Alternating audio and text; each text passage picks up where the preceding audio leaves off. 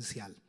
Vamos al libro de Apocalipsis capítulo 21, versículos 9 al 27. Vamos a leer estos versículos para tomar la base para lo que hablaremos en el día de hoy.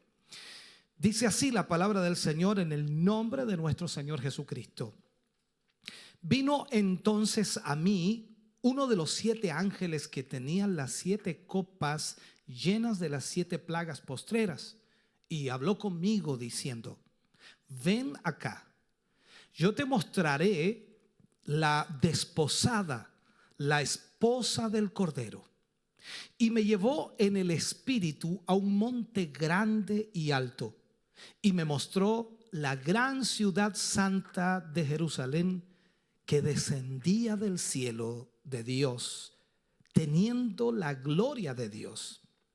Y su fulgor era semejante al de una piedra preciosísima, como piedra de jaspe, diáfana como el cristal. Tenía un muro grande y alto con 12 puertas, y en las puertas 12 ángeles y nombres inscritos, que son los de las 12 tribus de los hijos de Israel. Al oriente 3 puertas, al norte 3 puertas, al sur 3 puertas, al occidente 3 puertas. Y el muro de la ciudad tenía 12 cimientos, y sobre ellos los 12 nombres de los 12 apóstoles del Cordero. El que hablaba conmigo tenía una caña de medir de oro para medir la ciudad, sus puertas y su muro. La ciudad se halla establecida en cuadro, y su longitud es igual a su anchura. Y él midió la ciudad con la caña, 12,000 estadios. La longitud, la altura y la anchura de ella son iguales. Y midió su muro 144 codos de medida de hombre, la cual es de ángel. El material de su muro era de jaspe, pero la ciudad era de oro puro, semejante al vidrio limpio. Y los cimientos del muro de la ciudad estaban adornados con toda piedra preciosa. El primer cimiento era jaspe, el segundo zafiro, el tercero ágata, el cuarto esmeralda, el quinto onice, el sexto cornalina, el séptimo crisólito, el octavo berilo, el noveno topacio, el 10º crisopraso, el 11º jacinto, el 12º amatista. Las 12 puertas eran 12 perlas, cada una de las puertas era una perla. Y la calle de la ciudad era de oro puro, transparente como vidrio. Y no vi en ella templo, porque el Señor Dios Todopoderoso es el templo de ella y el Cordero.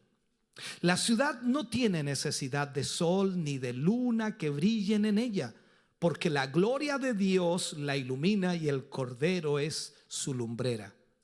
Y las naciones que hubieren sido salvas andarán a la luz de ella, y los reyes de la tierra traerán su gloria y honor a ella. Sus puertas nunca serán cerradas de día, pues allí no habrá noche. Y llevarán la gloria y la honra de las naciones a ella. No entrará en ella ninguna cosa inmunda o que hace abominación y mentira, sino solamente los que están inscritos en el libro de la vida del Cordero. Padre, oramos en el nombre de Jesús. Vamos ante tu presencia, dándote gracias por este tiempo y este momento, Señor, que tú nos brindas de poder ministrar tu palabra a tus hijos y a tus hijas. Permítenos en esta hora y en este momento, Señor, a través de esta palabra, poder regocijarnos y poder gozarnos y poder alegrarnos, Señor, por toda bendición que tú nos darás, porque esto es para tu pueblo, para tus hijos. Gracias, mi Dios, porque a la luz de tu escritura podemos entender lo que tú has prometido y lo que tienes para tu pueblo. En el nombre de Jesús lo agradecemos hoy. Amén y amén, Señor. Bien, vamos a hablar entonces acerca de la Nueva Jerusalén. Cuando leíamos estos versículos, de verdad que hay una bendición extraordinaria y es algo para nuestra mente como incomprensible, difícil de poder entender. Ahora, Juan recibe aquí una orden de uno de los 7 ángeles que tenían las 7 copas llenas de los 7 o de las 7 plagas postreras. No significa que estaban ya con esas plagas, ¿no? Sino que ya pasaron, pero era uno de esos ángeles que viene y habla con él. Y de alguna manera es convocado para asistir a una nueva visión, para que Dios le muestre a Juan una nueva visión. Lo que se le va a mostrar es la desposada, la esposa del Cordero. Sin lugar a dudas, hermano querido, hay un claro paralelismo entre la forma en la que comienza este pasaje y el anuncio del juicio sobre la gran ramera que encontramos en Apocalipsis capítulo 17, versículo 1. Recordemos lo que dice ahí. Vino entonces uno de los 7 ángeles que tenían las 7 copas y habló conmigo diciendo: ven acá y te mostraré la sentencia contra la gran ramera. Está claro que en este caso el paralelismo no tiene como finalidad comparar dos cosas que sean iguales, sino todo lo contrario, acentuar en realidad el tremendo contraste entre las dos visiones. Una era la visión de la destrucción de lo que era la gran ramera y por supuesto la otra era la esposa del Cordero. El juicio de la gran ramera y la aparición gloriosa de la esposa del Cordero. Hay una diferencia enorme en eso, ¿no? Ahora, por otro lado, el orden de los sucesos es totalmente lógico. Es el establecimiento pleno del reino de Dios no puede tener lugar sin antes haber juzgado a este mundo. Y recordemos que el juicio del gran trono blanco fue lo que sucedió y ahora la gran Jerusalén está descendiendo del cielo. Se sigue, por lo tanto, en este sentido, la misma línea del pensamiento que en el pasaje anterior, cuando para establecer el cielo nuevo y la tierra nueva, primero era necesario que aquellos primeros que estaban bajo la maldición del pecado fueran deshechos. Recordemos lo que dice la Escritura: no se halló lugar para ellos, para el cielo y la tierra, no se halló lugar. Lo que ahora tenemos por delante es la gloriosa unión del esposo y la esposa de Cristo, o sea, su iglesia. Es el momento tan largamente esperado por todos los creyentes. Entonces, la iglesia se mostrará en todo su esplendor. Aunque por supuesto la gloria deberá siempre ser para el Cordero, quien la ganó por su propia sangre. De acuerdo a lo que dice la Escritura en Efesios capítulo 5, versículos 25 al 27, allí Pablo habla a los efesios y les dice de esta manera: maridos, amad a vuestras mujeres, así como Cristo amó a la iglesia y se entregó a sí mismo por ella para santificarla, habiéndola purificado en el lavamiento del agua por la palabra, a fin de presentársela a sí mismo una iglesia gloriosa, que no tuviese mancha, ni arruga, ni cosa semejante, sino que fuese santa y sin mancha. Entonces sería de esperar que el aspecto que la iglesia tendrá en ese momento futuro se parezca al que presenta en la actualidad, pero lamentablemente quizás en ese momento sea muy difícil encontrar algún parecido, porque el cambio será extraordinario. ¿Qué es lo que ve Juan? Juan, cuando habla en Apocalipsis 21:10, dice que ve descender del cielo la nueva Jerusalén. ¿De dónde desciende? Del cielo.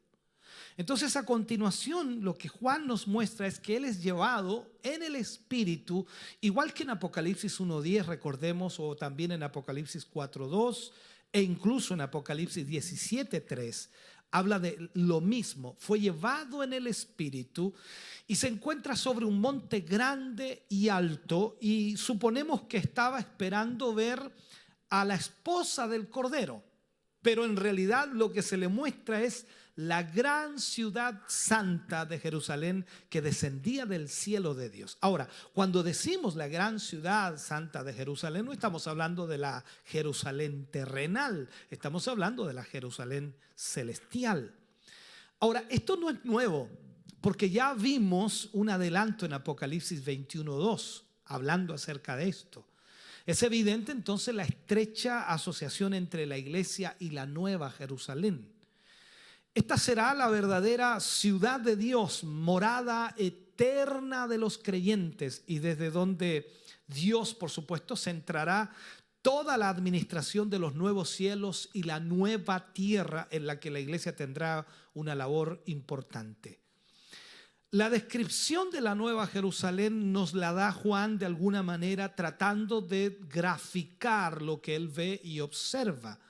Juan quedó tan asombrado al ver aparecer la nueva Jerusalén que con grandes dificultades él intenta transmitirnos con palabras algo de la gloria, ¿no?, que vio en ella, porque creo que es muy difícil. Recordemos lo que el mismo apóstol Pablo decía: conozco a un hombre que no sé si en el espíritu o en el cuerpo fue al tercer cielo y oyó cosas inefables que al hombre le son imposibles poder hablar o contar. Entonces estamos viendo aquí que Juan trata de mostrarnos, a través de lo que él vio y observó de la Nueva Jerusalén, graficarnos más o menos lo que él pudo ver.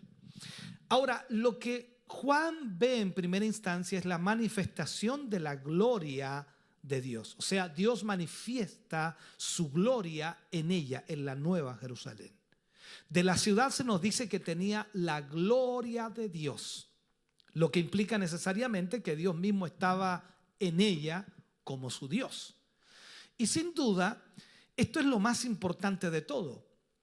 Luego, Juan intenta describir la gloria de esta ciudad y dice: y su fulgor era semejante al de una piedra preciosísima, como piedra de jaspe, diáfana como el cristal. Él trata de mostrarnos cómo fue lo que él vio.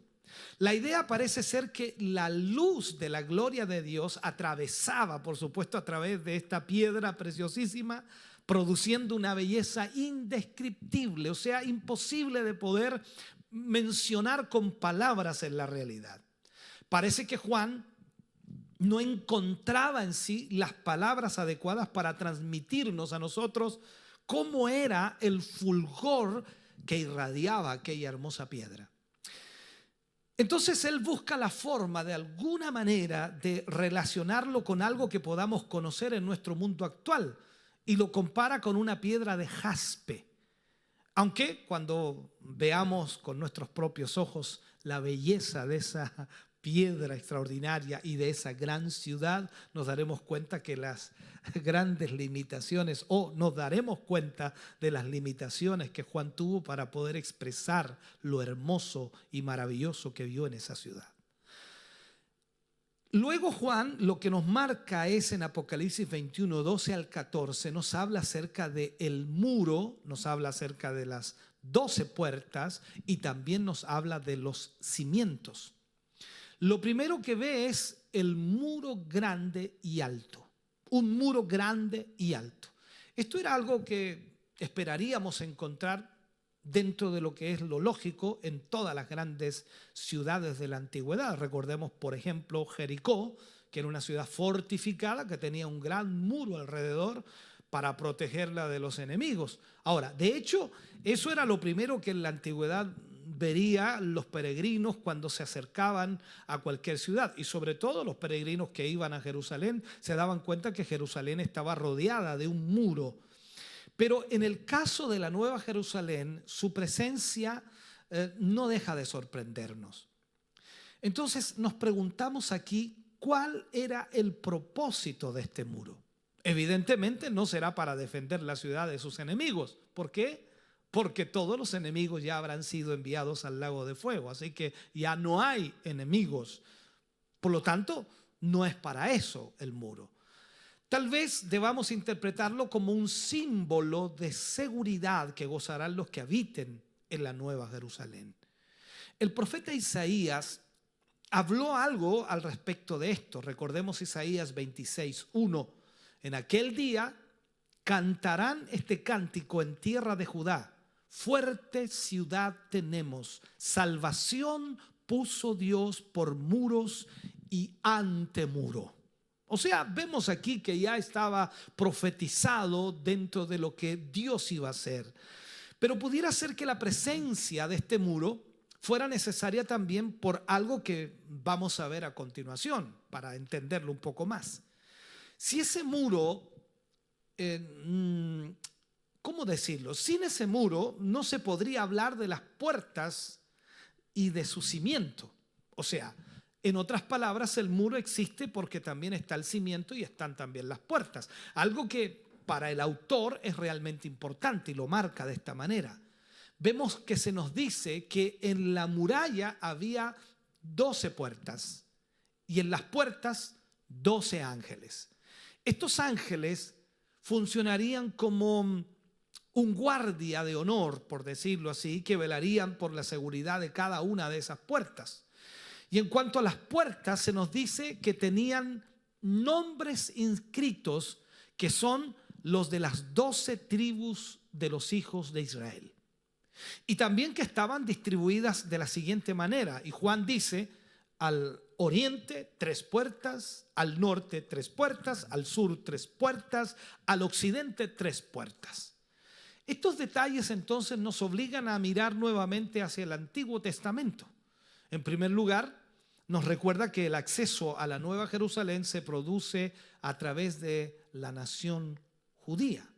Y el apóstol Pablo explicó esta conexión, ¿ya? En Romanos capítulo 9, versículo 4 y 5, Pablo habla y dice: de los cuales son la adopción, la gloria, el pacto, la promulgación de la ley, el culto y las promesas de quienes son los patriarcas, y de los cuales, según la carne, vino Cristo, el cual es Dios sobre todas las cosas, bendito por los siglos. Amén.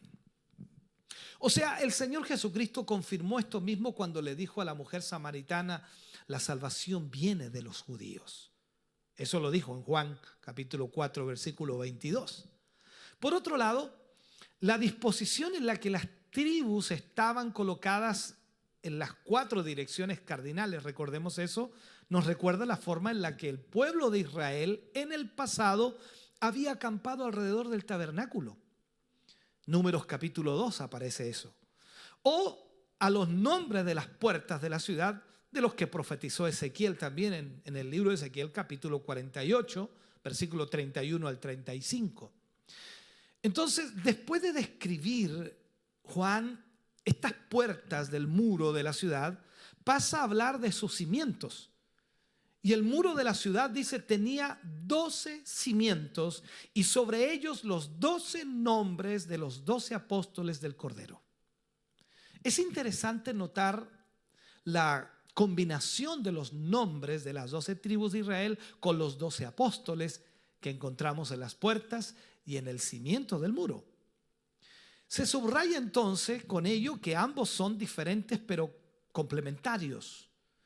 Si las puertas de alguna manera nos sugieren un camino de entrada literal, porque la puerta es para acceder, para entrar, como alguno diría también para salir, pero los fundamentos tienen que ver con lo que está debajo de lo que es la estabilidad y la permanencia. O sea, para que un muro pueda permanecer firme, tiene que tener un buen fundamento.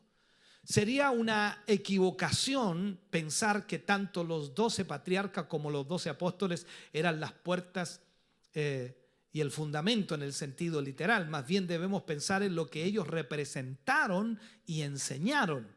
Entonces, en ese sentido, es interesante considerar la referencia que el apóstol Pablo hizo a ambos en relación con la edificación del nuevo templo santo de Dios.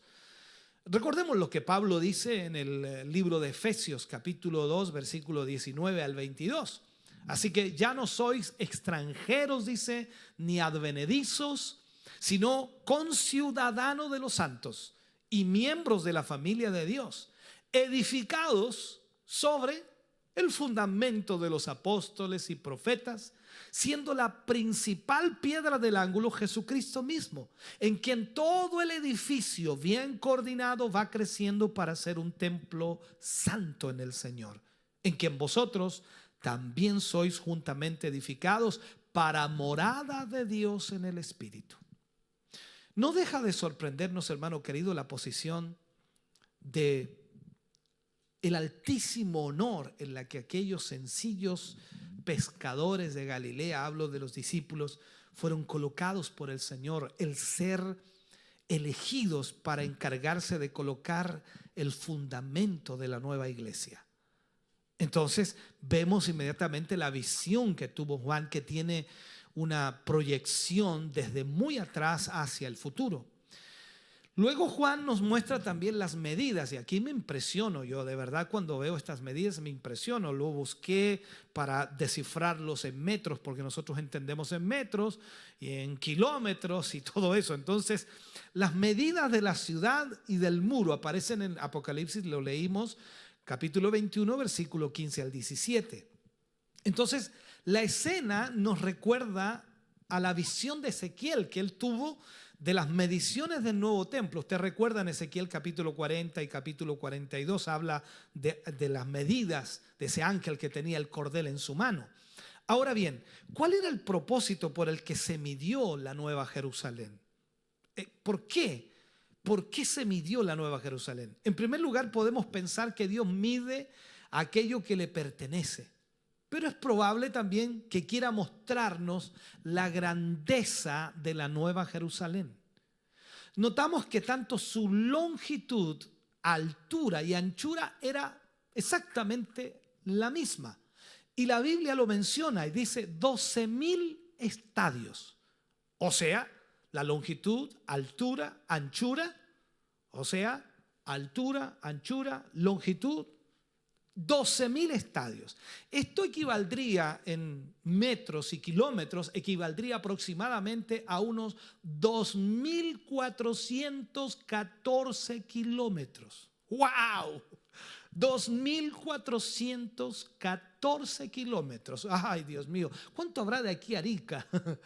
¿Cuánto habrá de aquí a allá? Oh, Dios. O sea, estamos hablando que la longitud 2,414 kilómetros, la altura 2,400 kilómetros, la profundidad ya vendría a ser eso, ya anchura, longitud y altura 2,400 kilómetros.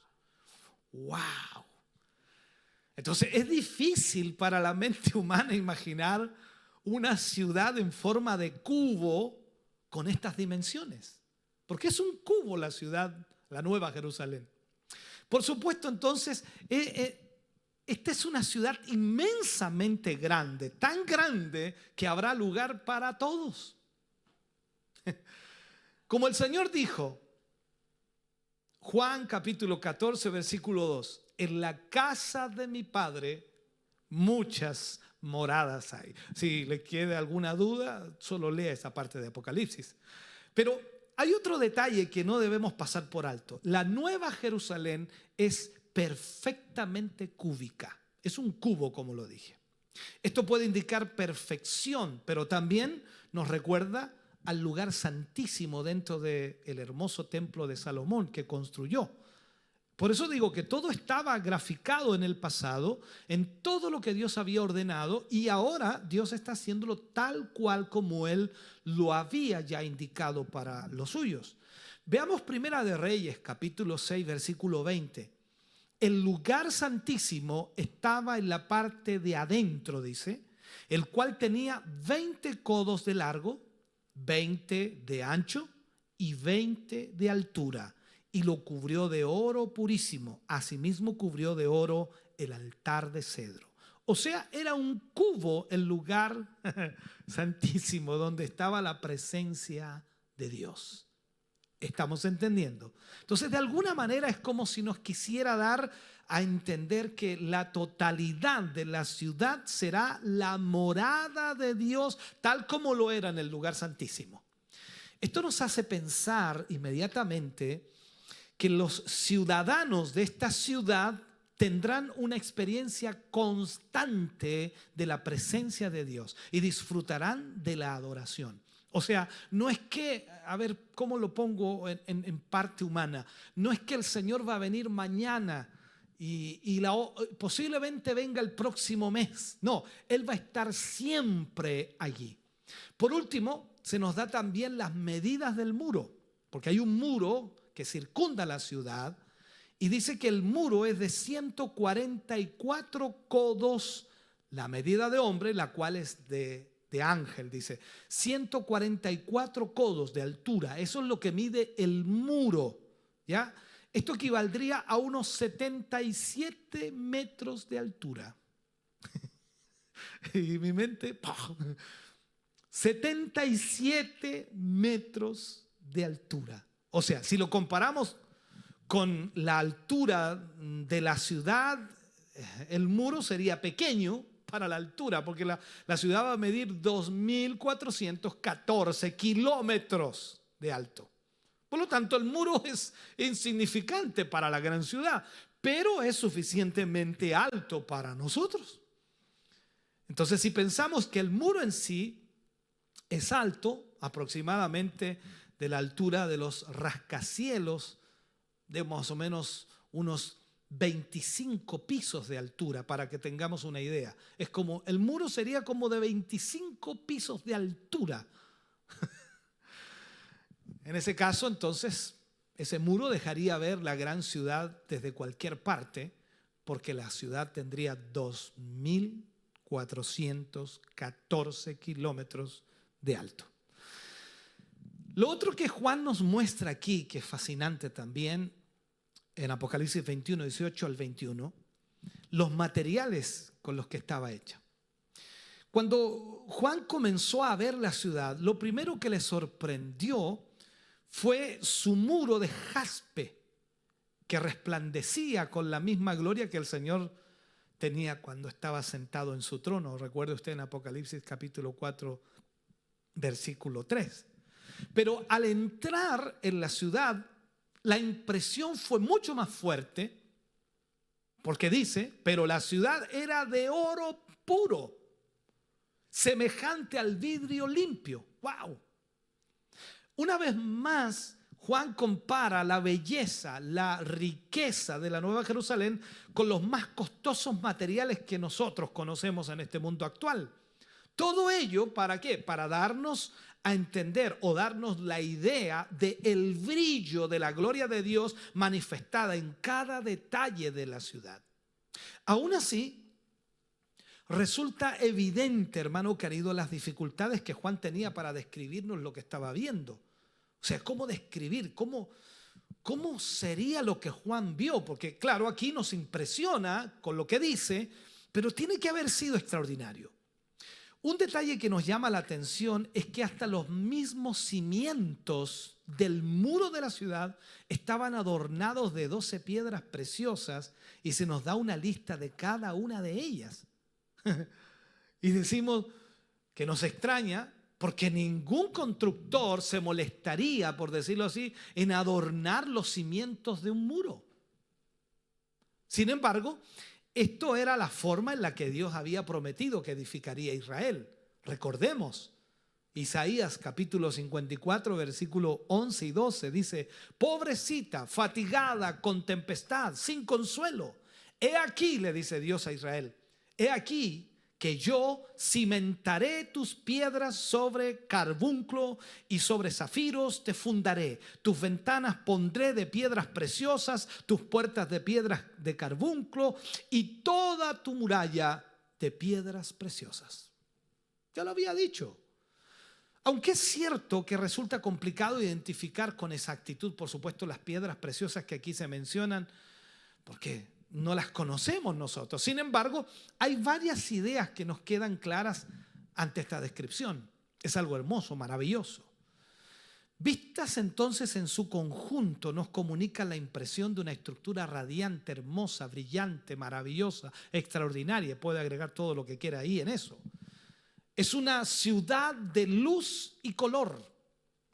El cielo no será un lugar triste, no será un lugar gris, sino todo lo contrario. Será un lugar de resplandor constante. Su belleza no puede ser comparada con ninguna cosa que conozcamos en este mundo presente.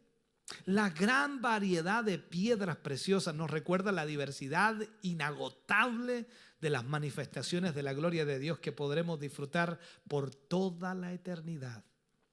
Y también nos obliga a hacer una reflexión sobre nuestra vida presente hoy aquí. Muchos se afanan por conseguir riquezas en este mundo. Pero lo que aquí es tan costoso por ser escaso, allí será tan abundante que estará en cada parte de lo que Dios haya creado. Tenemos también una descripción de las puertas. Dice, las 12 puertas eran 12 perlas. ¡Wow! Así que vaya imaginándose cómo serán las puertas, porque si el muro medía 77 metros de altura, ¿cómo serán las puertas? Y son una perla. Mi mente ya está explotando, no sé la suya, pero ya está como haciendo cortocircuito. Ahora, ya se nos había dicho que en las puertas estaban inscritos los nombres de las 12 tribus de los hijos de Israel, de acuerdo a Apocalipsis 21:12. Pero ahora se nos quiere mostrar la belleza insuperable de cada puerta, comparándola con enormes perlas. Unas puertas así dan una idea de la gloria de la ciudad. Entonces, por decir, si uno mira las puertas que son tan hermosas, me imagino la ciudad como será. Debe ser extraordinaria. Entonces, es como que invita a entrar, invita a pasar. Por último, se nos habla también de las calles. Y dice, y la calle de la ciudad era de oro puro, transparente como vidrio. Yo sé que a veces hemos hablado y la pregunta nace de muchos hermanos. Dice, pastor, ¿será verdad que allá van a ser calles de oro? Bueno, aquí dice y no puedo discutir con Dios. Y la calle de la ciudad era de oro puro, transparente como vidrio. Ahora, nosotros no nos fijamos demasiado en este tipo de cosas cuando vamos a alguna ciudad. No creo que usted ande mirando... No creo que le preste atención a los materiales con los que está hecho, el muro, los cimientos, las puertas o las calles de esa ciudad. No ponemos tanta atención. Miramos y decimos, oh, qué lindo, qué bonito, y nada más, y hasta llegamos. Pero es que en la Nueva Jerusalén cada detalle es asombroso, extraordinario. No me imagino las mansiones. Aquí no dice nada de las mansiones, pero no me imagino si los muros, las puertas, las calles... Wow, no me imagino las mansiones, hermano querido. ¿Y usted se las imagina? No, en mi cabeza no da. Fijémonos entonces lo que nos dice aquí. Sus calles son de oro. Una vez apareció un artículo en el periódico, y recuerdo haberlo leído, en el que se hablaba de un novedoso hotel de lujo, ¿ya?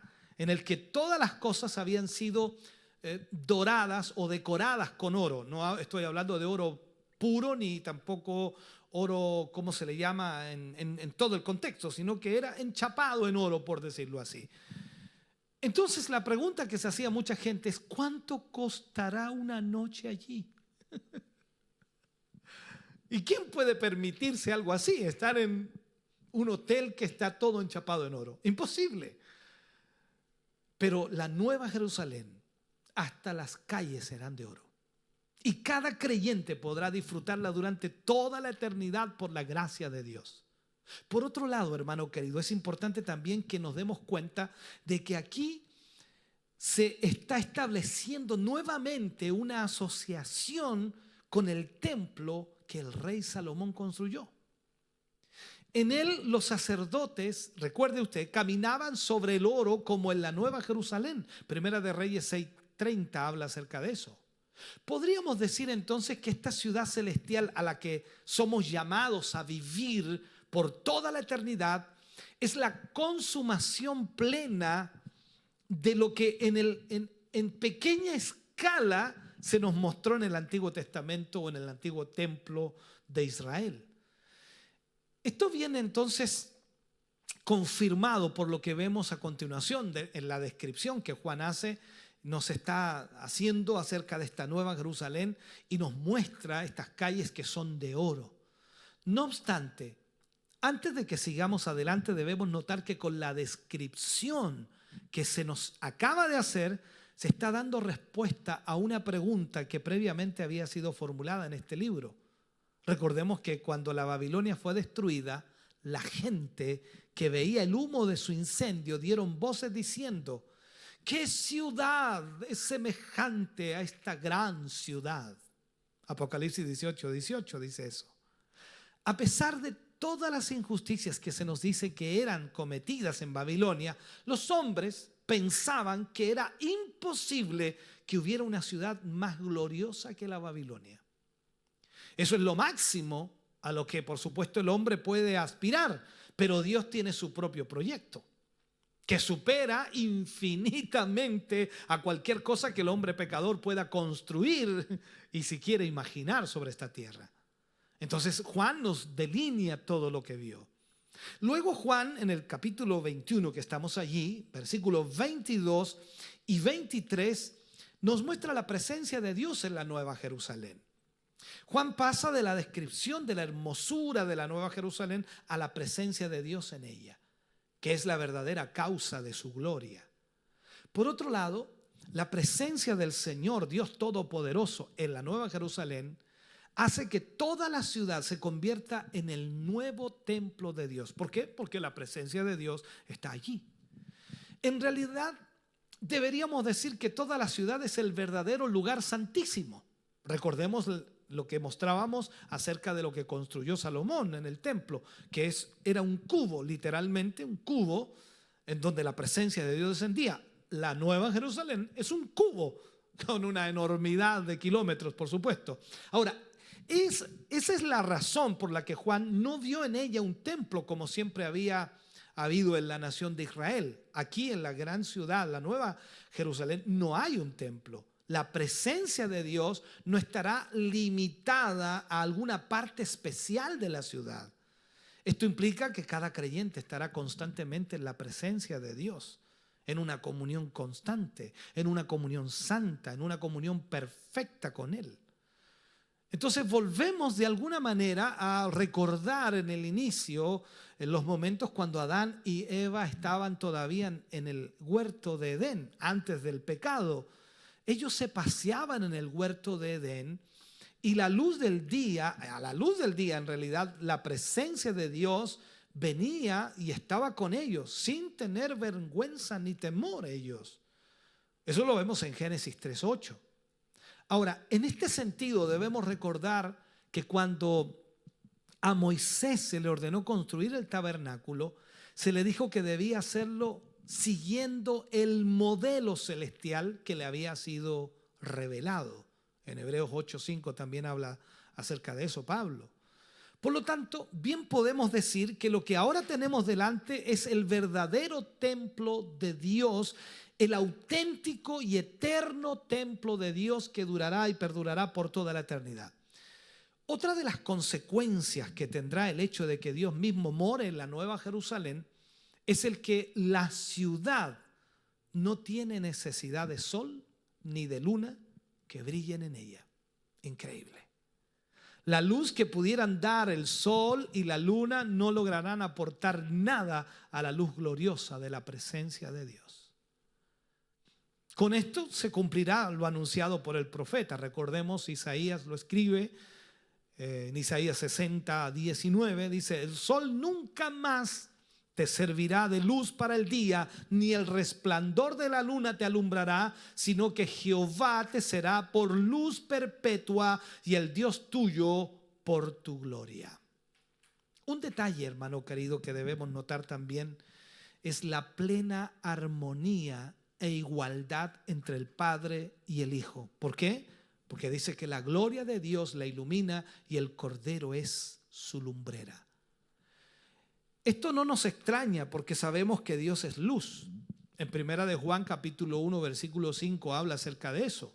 Y que también Cristo afirma, ¿recuerda usted lo que dice en Juan 8:12? Yo soy la luz del mundo.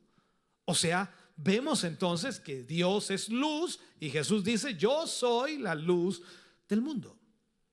Déjeme tratar de terminar, si puedo terminar, aunque me fascina esto, ¿no? Y yo sé que usted está muy atento también.